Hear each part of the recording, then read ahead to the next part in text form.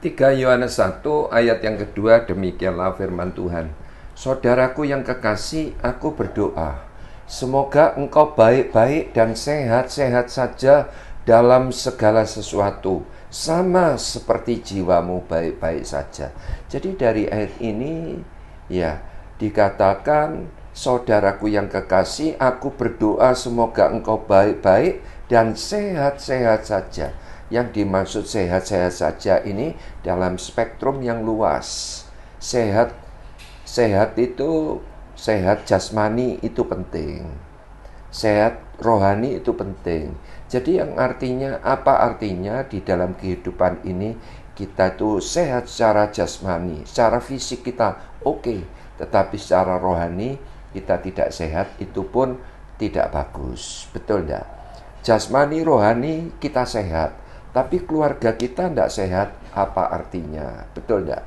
Apalagi ya, secara jasmani, secara rohani, secara keluarga kita sehat, tetapi keuangan kita tidak sehat, itu juga problem, itu juga masalah. Apalagi jasmani, rohani, keluarga, keuangan sehat, tetapi karakter kita sudah di dalam Tuhan tidak sehat, tidak baik, saya rasa ya percuma. Itu sebabnya ayat ini bilang, ya, aku berdoa semoga engkau baik-baik dan sehat-sehat saja dalam segala sesuatu, sama seperti jiwamu baik-baik saja. Sama seperti jiwamu baik-baik saja. Jadi yang artinya dari ayat ini, kita itu diingatkan bahwa jiwa yang sehat itu menentukan segalanya itu jadi baik. Jiwa itu apa? Pikiran, perasaan, kehendak. Nah, pikiran, perasaan atau emosi, kehendak atau kemauan itu, ya, itu jiwa. Jadi dari ayat ini Tuhan mengingatkan, ya, yang menentukan segalanya itu jadi baik, jasmani, rohani, keluarga, keuangan, karakter, yaitu jiwa kita. Jiwa kita itu harus sehat. Jiwa yaitu apa?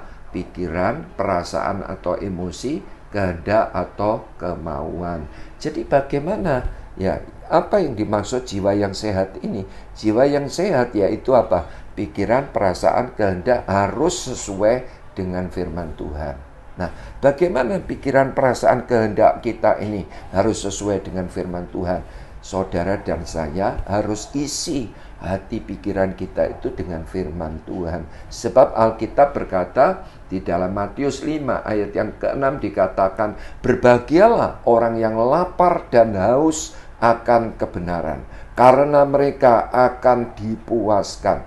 Jadi dari ayat ini yang membuat seseorang itu bahagia bukan hanya uang saja, bukan hanya mobil mewah saja, bukan hanya rumah yang baru dan mewah saja, tetapi Alkitab berkata, berbahagialah orang yang lapar dan haus akan kebenaran. Jadi jelas, pikiran, perasaan, kehendak kita bisa sesuai dengan firman Tuhan kalau kita itu mau mengisi hati pikiran kita dengan firman Tuhan.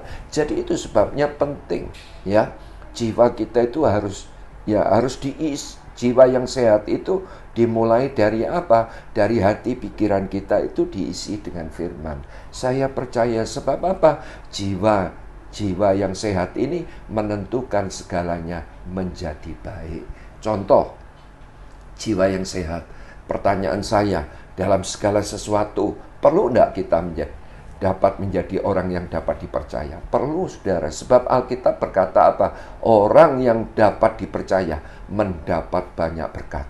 Jadi itu sebabnya perlu kita ini menjadi orang yang dapat dipercaya. Karena orang itu ya tidak dapat dipercaya. Nah, itu merugikan diri sendiri. Tetapi jiwa yang sehat, yaitu pikiran, perasaan, kehendak sesuai dengan firman Tuhan, dia pasti akan memotivasi dirinya menjadi orang yang dapat dipercaya.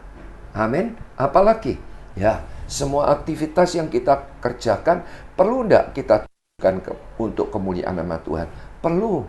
Jadi, semua aktivitas yang kita kerjakan, ya, bukan untuk kepentingan pribadi, Sebab Alkitab katakan Kolose 3 ayat 23, apapun juga yang kamu perbuat, perbuatlah dengan segenap hatimu, sama seperti untuk Tuhan dan bukan untuk manusia. Nah, contohnya bagaimana? Contohnya dimulai dengan hal-hal kecil. Contoh, saudara meminjam motor ke sahabat saudara, saudara sudah diizinkan untuk memakai motornya. Pada waktu dipakai, ya dikembalikan, ya motor ini harus kembali bersih, bensin harus diisi full. Nah, itu contoh jiwa yang sehat. Yaitu apa? Pikiran, perasaan, kehendak sesuai dengan firman Tuhan.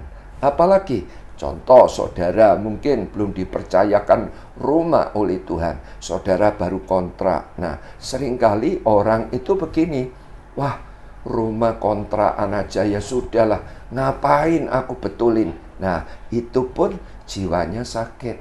Tetapi jiwa yang sehat, Tuhan baru izinkan tempat itu, baru dikontrak, baru disewa, tetap diupayakan tempat itu menjadi tempat yang nyaman, tempat yang bersih, tempat kediaman yang sungguh-sungguh ya sehat. Begitu saudara. Dimulai dari mana? Jiwa yang sehat. Apalagi dalam hal memberi pun juga begitu. Kita sebagai anak-anak Tuhan harus memulai memberi. Ya, memberi itu ya bukan sekedar uang, memberi waktu, memberi tenaga kepada orang-orang di sekitar kita. Jadi jangan sampai kita itu dibelenggu dengan fakta-fakta. Sebab Alkitab berkata di dalam 2 Korintus 9 ayat 6 sampai 7, camkanlah ini, orang yang menabur sedikit akan menuai sedikit juga, dan orang yang menabur banyak akan menuai banyak juga. Hendaklah masing-masing memberikan menurut kerelaan hatinya, jangan sedih hati atau paksa karena paksaan, sebab Allah mengasihi orang yang memberi dengan sukacita. Bahkan di dalam kitab Amsal juga ditulis apa? Amsal 11 ayat 24 dikatakan, ada yang menyebar harta tetapi bertambah kaya. Ada yang menghemat secara luar biasa, namun selalu berkekurangan. Jadi jelas, hari ini Tuhan ingatkan supaya kita itu mempunyai jiwa yang sehat. Sebab apa? Jiwa yang sehat merupakan ya kunci utama semuanya itu bisa menjadi baik. Saya berdoa saudara menangkap kebenaran firman ini. Tuhan Yesus memberkati.